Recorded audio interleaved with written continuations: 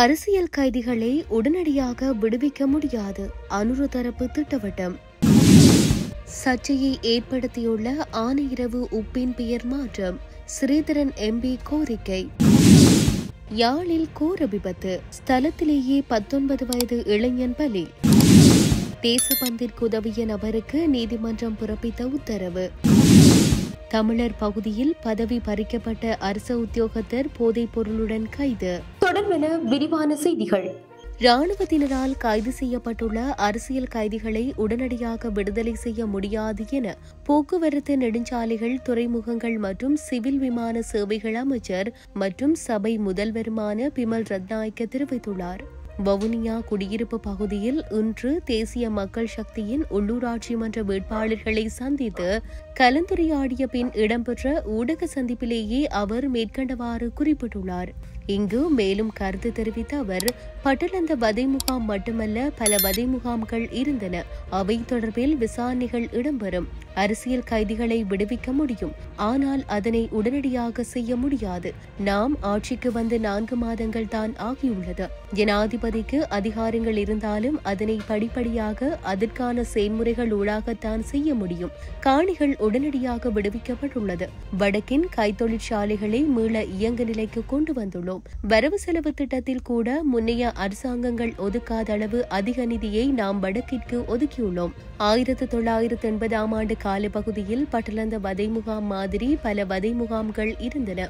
தெற்கில் JVP, UNP பிரிந்து இருந்ததை போன்று வடக்கில் எல்டிடிஇ, ஏபிடிபி, ஏபிஆர்எல்எஃப் என பிரிந்து செயற்பட்டிருந்தார்கள்.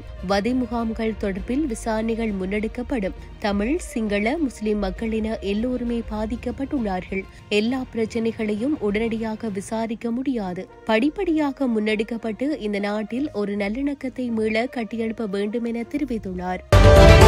யாழ்ப்பாணத்தில் 2 மோட்டார் சைக்கிள்கள் மோதி இடம்பெற்ற விபத்தில் இளைஞர் ஒருவர் சம்பவ இடத்திலேயே உயிரிழந்துள்ளார். குறித்த விபத்து சம்பவம் சுன்னாகம் பகுதியில் இன்று இடம்பெற்றுள்ளது. ஏழாலை தெற்கு மயிலங்காட்டை சேர்ந்த 19 வயதான சிவராசா பிரவீன் என்பவரே இவ்வாறு உயிரிழந்துள்ளார்.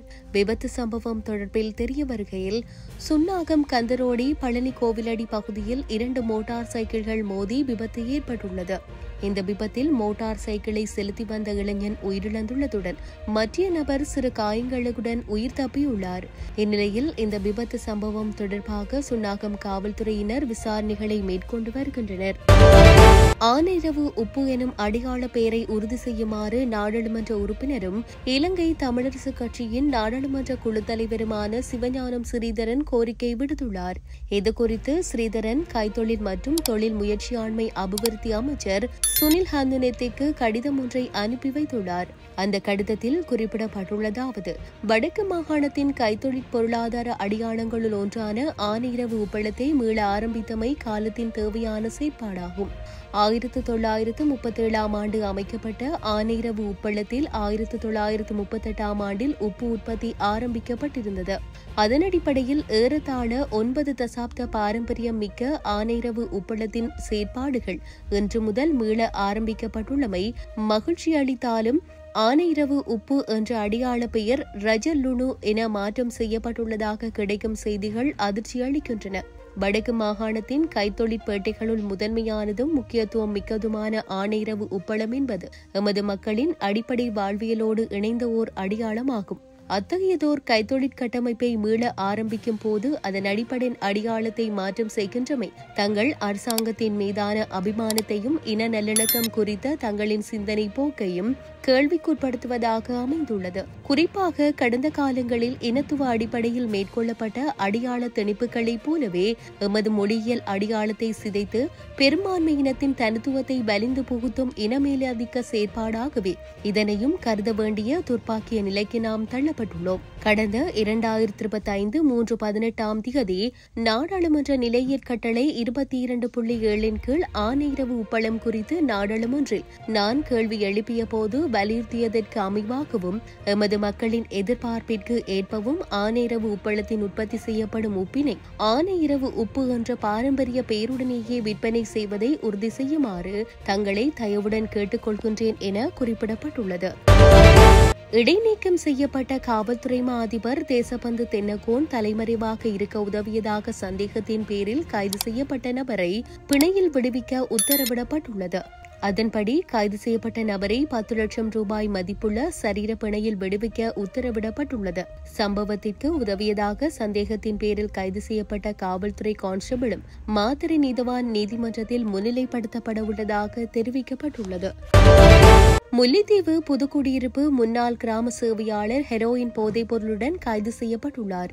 புதுக்குடியிருப்பு வைத்தியசாலைக்கு அருகில் 2 கிராம் ஹெரோயின் வைத்திருந்த குற்றச்சாட்டில் சந்தேக நபர் புதுக்குடியிருப்பு போலீசாரால் கைது செய்யப்பட்டுள்ளார். புதுக்குடியிருப்பு மத்துவில் பகுதியைச் சேர்ந்த 38 வயதான சந்தேக நபர் கிராம சேவையாளராக இருக்கும் போது கடந்த சில மாதங்களுக்கு முன் போதைப் பொருளுக்கு அடிமையான குற்றச்சாட்டில் கைது செய்யப்பட்டு புனர்வாழ்வு அளிக்கப்பட்டு விடுதலையாகி வந்தவர் என கூறப்படுகின்றது. அந்த சம்பவத்தை அடுத்து குறித்த நபரின் கிராம சேவையாளர் பதவியும் பறிக்கப்பட்டது. இந்நிலையில் சந்தேக நபர் நேற்றைய தினம் புதுக்குடியிருப்பு போலீஸ் நிலைய பொறுப்பதிகாரி தலைமையில் துரத்தி பிடிக்கப்பட்டுள்ளார். கைது செய்யப்பட்ட நபர் இன்றைய தினம் புதுக்குடியிருப்பு போலீசார் முல்லைத்தீவு நீதிமன்றத்தில் ஆஜர்படுத்தியுள்ளனர்.